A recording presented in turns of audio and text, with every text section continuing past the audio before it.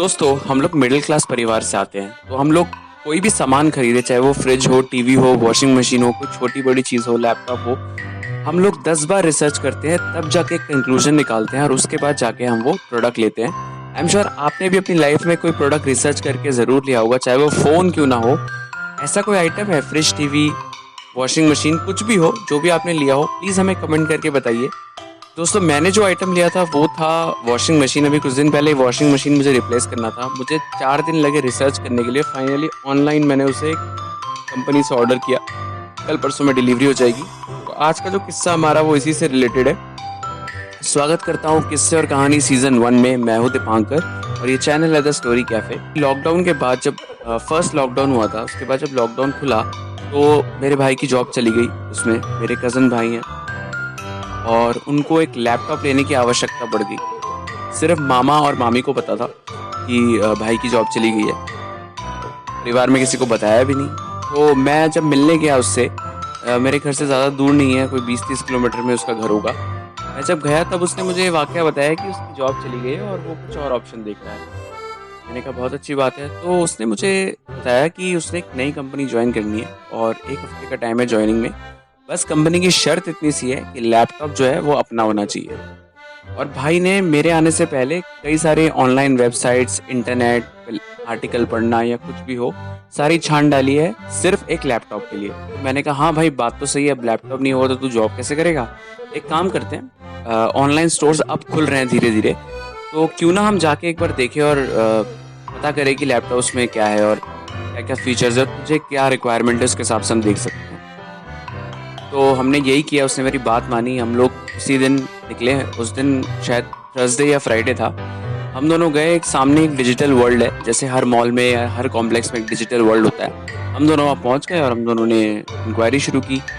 एक शॉप छोड़ी, दूसरी शॉप छोड़ी, तीसरी शॉप छोड़ी। शाम हो गई, 7-8 दुकानें बदल चुके थे, लेकिन हमें हमारे बजट के हिसाब से सही लैपटॉप नहीं मिल रहा था।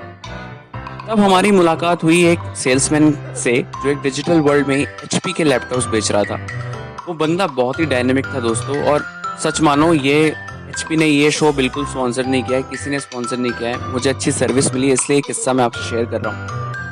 तो उस बंदे से हमारी काफ़ी अच्छी बात हो गई। उसने एचपी का लैपटॉप दिखाया हमें, हमें समझाया कि क्या क्या फीचर्स है। तो वो लैपटॉप मेरे ख्याल से 14 इंच का था। i3 11 जनरेशन प्रोसेसर था उसमें।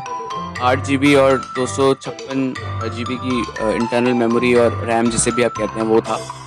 और SSD था, वो मुझे समझ नहीं क्या आया, पर मेरे भाई ने मुझे बाद में बताया SSD का मतलब क्या होता है, सॉलिड स्टेट ड्राइव शायद कहते हैं उसे। और विंडोज़ 10 था। बिल्कुल स्लिम था दोस्तों, सबसे बड़ी, लाइट था बहुत और स्लिम था। तो बातों ही बातों में उससे इतनी अच्छी दोस्ती हो गई क्योंकि वो बंदा इतना फ्रेंडली था। वो सेल्स पर्सन जो था, उसने बातों बातों में बता दिया कि वो कहाँ से है। वो कानपुर के पास किसी गांव से था। और उस सेल्समैन ने बातों ही बातों में बहुत कुछ बता दिया कि इलाहाबाद से है वो और सरकारी स्कूल से पढ़ा था और कैसे अपनी पर्सनैलिटी को चेंज किया उसने और एक सेल्स पर्सन बना। खैर वो काफ़ी अच्छा कमा रहा था। और उसने अपने जो लैपटॉप है, एचपी का जो लैपटॉप है, उसका डेमो भी दिया उसने। और काफ़ी काफ़ी इम्प्रेसिव था यार डेमो से ज़्यादा अच्छा मुझे कस्टमर सर्विस लगी और कस्टमर को हैंडल करने का जो तरीका था वो मुझे ज़्यादा अच्छा लगा। क्योंकि दोस्तों सामान तो आप खरीद लेते हो, लेकिन आफ्टर सर्विस अगर अच्छी ना हो ना यार, तो आपको बहुत मलाल होता है उस सामान को खरीद लेने का। खैर मेरे भाई ने उससे काफ़ी बात की, उसका नंबर तक ले लिया। तो हमारा मन बन गया था उस लैपटॉप को खरीदने का। वो लैपटॉप हमें करीब 45,000 का पड़ रहा था। लेकिन मुझे खुशी इस बात की है कि हमें वो सेल्समैन मिला। सेल्समैन के शब्द लिटरली ऐसे थे कि सर अगर आप यहाँ से लेते हो तो आपको 45,000 रुपये का पड़ेगा ये लैपटॉप, लेकिन अगर आप ऑनलाइन बुक करते हो तो यही 3-4 हज़ार रुपये आपको कम पड़ेंगे, 41,000 समथिंग का कुछ का पड़ जाएगा आपको। तो आप देख सकते हो, अगर आप पैसे बचाना चाहो तो आप ऑनलाइन भी ऑर्डर कर सकते हो। एक बात दोस्तों मुझे बहुत अच्छी लगी, ये सेल्समैन ने अपना इंसेंटिव बनाने के लिए या फिर अपनी सेल दिखाने के लिए स्टोर पे नहीं बिकवाया वो लैपटॉप, क्योंकि डिस्काउंट चल रहा था ऑनलाइन। तो उसने हमें सजेस्ट किया कि आप ऑनलाइन ले लो, जो कि मुझे काफ़ी इम्प्रेसिव लगी बात। फिर हम घर वापस आ गए, लेकिन हमने लैपटॉप उस दिन भी ऑर्डर नहीं किया। 2 दिन और निकल गए, मैं वहीं रुका हुआ था मामा जी के घर पे। हम लोग बात कर रहे थे और हमने ऑनलाइन सर्च करना शुरू करा। हमें वो सेम लैपटॉप दिख गया और प्राइस भी जो उस बंदे ने बोली थी वही थी। मैं थोड़ा क्रिटिसिज्म मोड पे चला गया अपने भाई के साथ। मैंने उसे सुनाया अच्छे से। मैंने कहा भाई देख, तू ढूंढता ही रह जाएगा, तुझे मिलेगा कोई नहीं और ज्वाइनिंग की डेट तेरी पास आ जाएगी। लैपटॉप तेरे पास है नहीं, काम तुझे करना है। और यही करते करते वो फ्रस्ट्रेट हो गया और ईगो में ले गया बात। उसने कहा ला फ़ोन ला।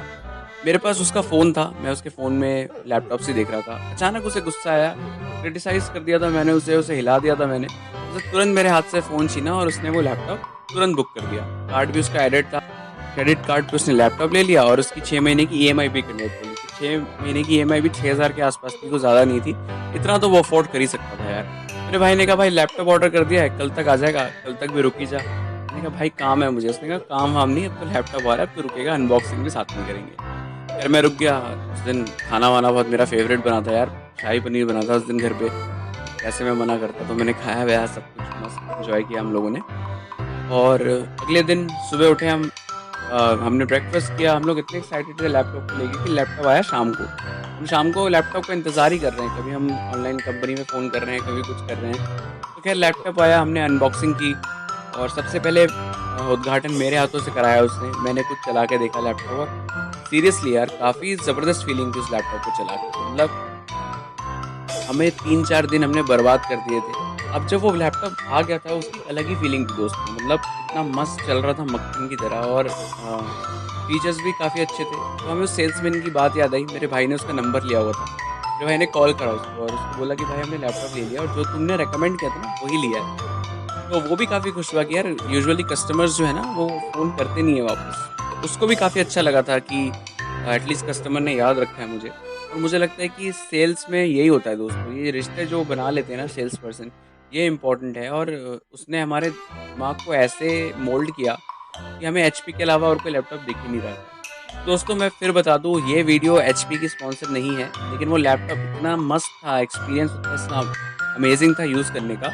इस लैपटॉप का लिंक मैंने नीचे दे दिया है। ये मेरे लिए नहीं है, अगर आप चाहो तो इसे देख सकते हो, उसका लिंक मैंने दे दिया है। क्योंकि यार ऑफ कोर्स अब शो कर रहे हैं तो लोगों का फ़ायदा भी होना चाहिए सोच सुनने के बाद। और हाँ दोस्तों, मैं एक और चीज़ बता दूँ कि अगर आप फॉलो नहीं कर रहे हैं हमारी पुरानी स्टोरीज़ भी आप जाके सुन सकते हैं। सबका लिस्ट जो है वो डिस्क्रिप्शन बॉक्स में दिया हुआ है। और इस जेस्चर को थोड़ा-सा मोटिवेट किया है क्रेड ने। क्रेड आपको अगर नहीं पता क्या है, क्रेड एक बिल पेमेंट ऐप है। क्रेडिट कार्ड अगर आपके पास है तो क्रेड से अगर आप क्रेडिट कार्ड का बिल भरते हैं तो आपको काफ़ी कैश बेनिफिट्स, काफ़ी वाउचर्स ये सब मिल सकते हैं। और अगर नीचे दिए हुए लिंक से अगर आप क्रेड डाउनलोड करते हैं और फर्स्ट पेमेंट यानी पहली बार जब अपना स्टेटमेंट का बिल भरेंगे उस पर अशोर्ड कैशबैक आपको ज़रूर मिलेगा। तो आज की कहानी यही तक थी, कैसे मैंने अपने भाई का लैपटॉप खरीदवाया उससे और आज टचवुड वो बहुत सही जॉब कर रहा है उसी सेम कंपनी में और उसी सेम लैपटॉप के साथ काम कर रहा है। उसका भी बहुत सही चल रहा है दोस्तों। आज की कहानी यही तक थी, लेकिन दोस्तों एक चीज़ और बताना चाहूँगा, शेयर करना चाहूँगा आपसे कि ये जो है इस सीज़न का आखिरी एपिसोड। बट हाँ दोस्तों, हम एक और सीरीज़ लेके आ रहे हैं इसके बाद। उसका भी एक नया सीज़न शुरू हो रहा है। उसका नाम है डरावने किस्से, यानी कि हाँ बिल्कुल किस्से मैं आपको सुनाऊंगा, डरावने किस्से जो सच्ची कहानियों पे आधारित है, मेरे आसपास घटी हैं, मेरे दोस्तों के आसपास घटी हैं ये घटनाएं। तो एक नया सीज़न आ रहा है, तो बने रहिए इस चैनल के साथ। वीडियो अच्छी लगी हो तो लाइक और शेयर ज़रूर करें। तब तक के लिए इजाज़त लूँगा। मैं हूँ दीपांकर, ये चैनल है द स्टोरी कैफ़े और आप सुन रहे थे अभी तक किस्से और कहानी सीज़न 1। तब तक के लिए टेक